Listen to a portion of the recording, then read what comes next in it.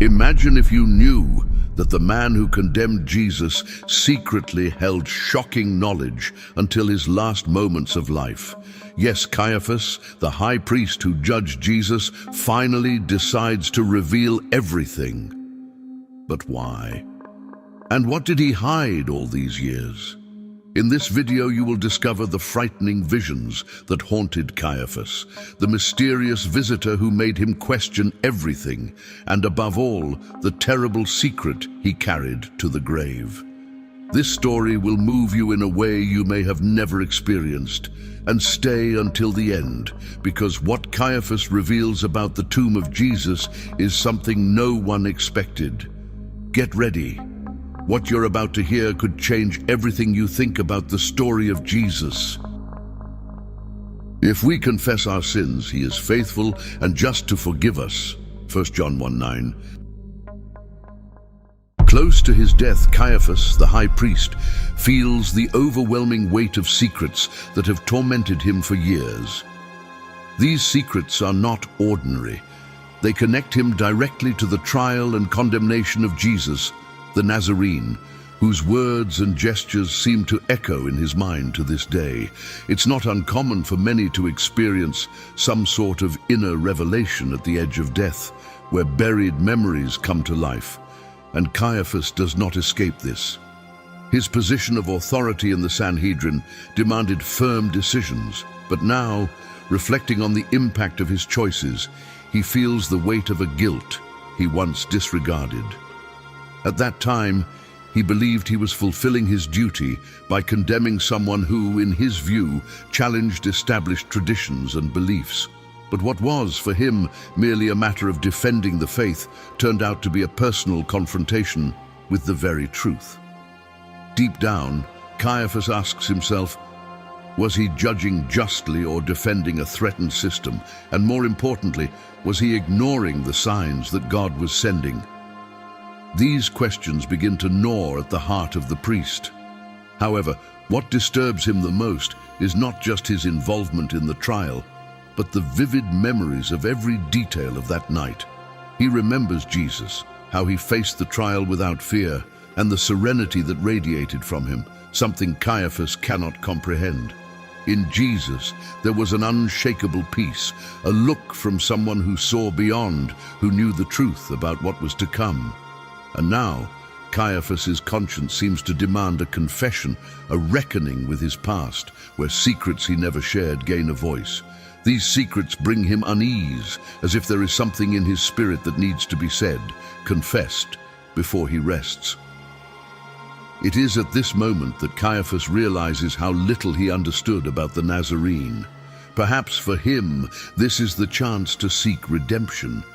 He knew that by condemning Jesus, he was risking not only his earthly future, but his very soul.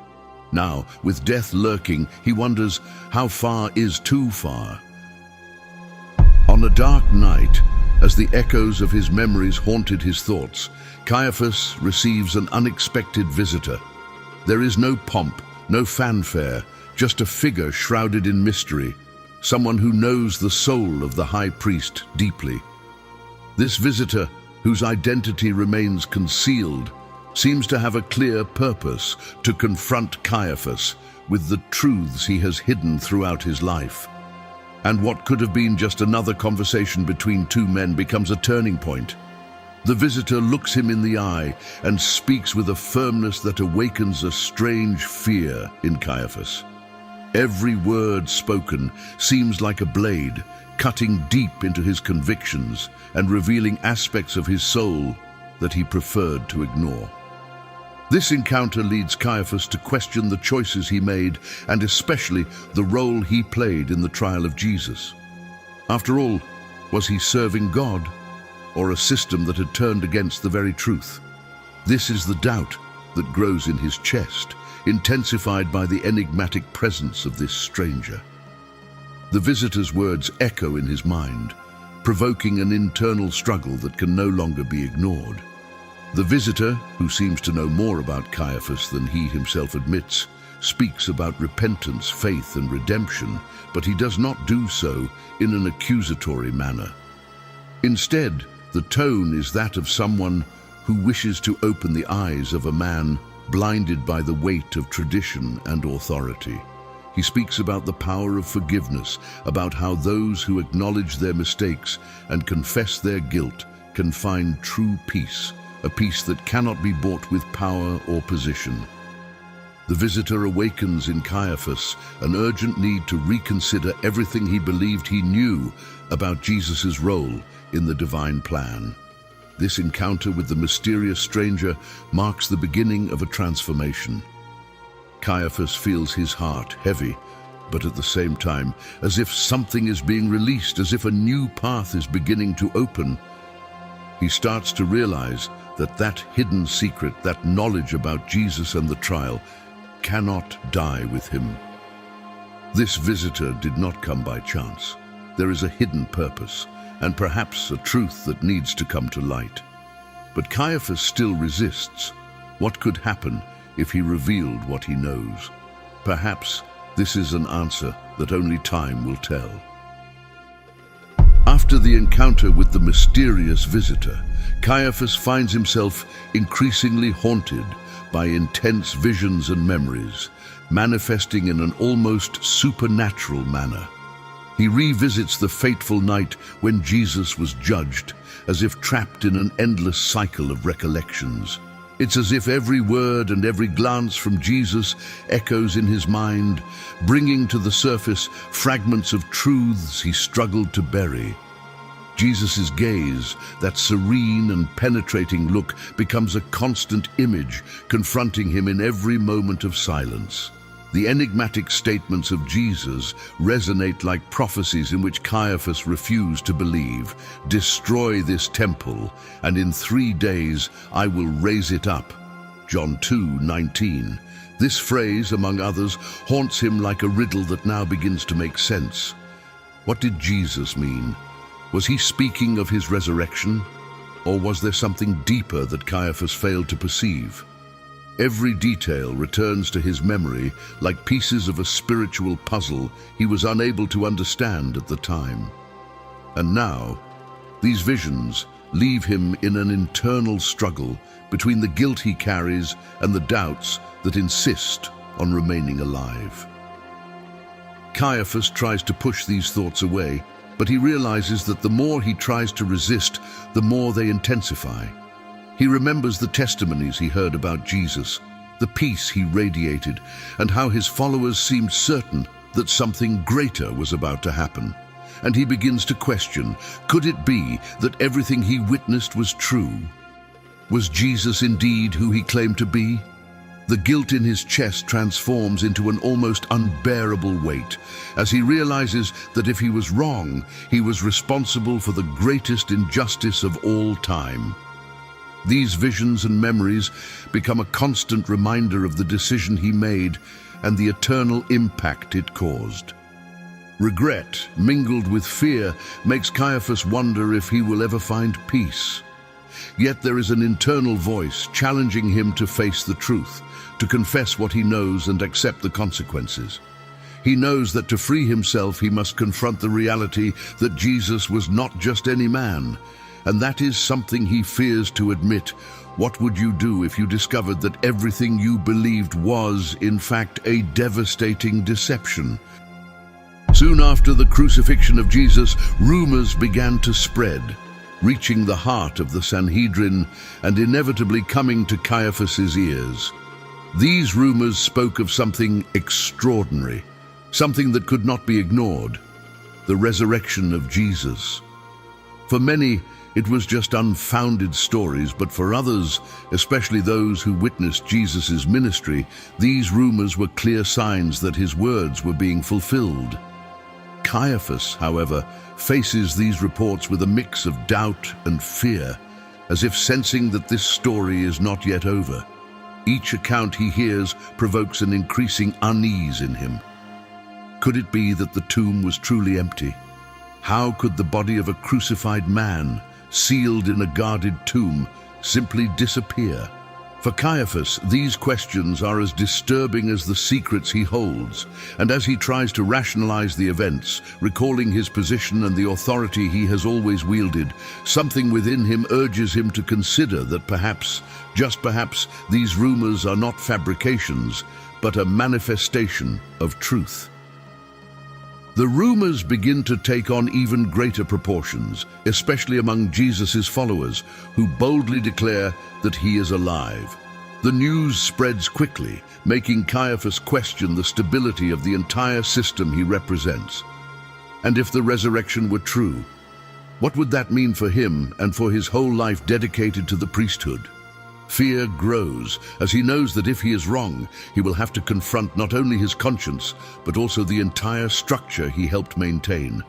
It is a mix of dread and fascination, a battle between the faith he never had and the doubt that haunts him. Over time, these rumors about Jesus' resurrection become a powerful symbol among the people, something that Caiaphas can no longer control. The authority he possessed now seems limited, almost insignificant in light of the magnitude of what is happening. He realizes he may be facing something divine, something that transcends his capabilities and beliefs. And as the world around him begins to divide between those who believe and those who doubt, Caiaphas remains silent, trapped in a spiritual dilemma he never imagined he would face. What will he do now, seeing that the story of Jesus continues alive? Driven by curiosity and a restlessness that does not leave him in peace, Caiaphas decides to secretly visit the tomb of Jesus. He does so in the dead of night, aware that no one should know of his presence there, as any association with the Nazarene would be a scandal. Upon arrival, he finds the empty tomb, the same tomb that had been sealed and guarded by soldiers. The shock of this sight is indescribable. Caiaphas tries to find an explanation, but the emptiness before his eyes speaks louder than any justification he could invent. As he examines the site, he notices a mysterious scroll on the ground, apparently left for anyone brave enough to enter. The words of the scroll are simple but profound, speaking about the eternity of truth and warning against those who deny it. Caiaphas feels a chill run down his spine. It's as if a divine message is being revealed, as if every letter written is meant for him. The scroll does not speak in explicit condemnation, but its words carry a weight that is hard to ignore, a reminder that truth is immortal and that, sooner or later, it always prevails. This discovery in the tomb hits him like a blow. The emptiness of the grave becomes a symbol of something greater than he can comprehend, an enigma that leads him to reflect on his own life, his choices, and the truth he struggled to suppress. The question he now asks himself is, how far has his spiritual blindness gone, and what does this mean for his soul? The evidence of the empty tomb and the message of the scroll fills him with a fear he has never experienced. He understands that what lies before him is not just a human mystery, but a manifestation of divine power itself. The experience at the tomb marks a point of no return. What he saw and read can no longer be ignored, and he knows that something must be done. The emptiness of the grave and the scroll seem to call his heart for a response, for a decision. In his mind, a voice seems to whisper, "Is redemption still possible for him?" Now, Caiaphas must confront the reality that, in the face of truth, silence is no longer an option. He knows that sooner or later, he will have to make a definitive choice about what he will carry in his heart until the end of his life. After all the visions, doubts, and revelations, Caiaphas feels the weight he carries becoming unbearable. He begins to understand that keeping that secret has not brought him peace, but an unrest that consumes him day by day. The words of the mysterious visitor return to his mind, reminding him that truth can only set him free if he has the courage to confess it. In his final reflection, Caiaphas realizes that perhaps redemption is within his reach, but only if he opens up about what he knows and what he has witnessed. Finally, in a burst of sincerity and regret, Caiaphas decides to confess. He remembers Jesus' words about forgiveness and how God is always willing to welcome the repentant.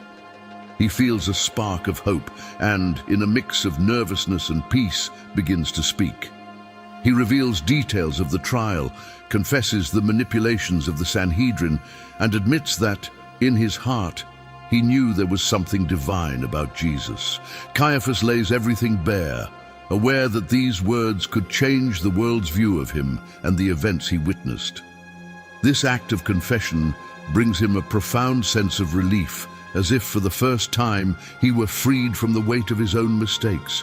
He realizes that the revelation of truth not only opens the doors to his own peace, but also illuminates the path for all those seeking to understand the mystery of faith. With his last words, Caiaphas expresses his regret and makes it clear that Jesus' sacrifice was not in vain. He knows that his life has come to an end, but now, in his heart, there is a rest he had never known before. This confession marks the end of a cycle and the beginning of a new understanding. Caiaphas understands that although he failed, there is still mercy for those who acknowledge their mistakes and seek the truth. The final message he leaves is one of faith and hope, that even for those who have erred deeply, the path to forgiveness is still open. And so, the high priest, who once judged the Son of God, departs in peace, leaving a legacy that, though controversial, illuminates the power of redemption.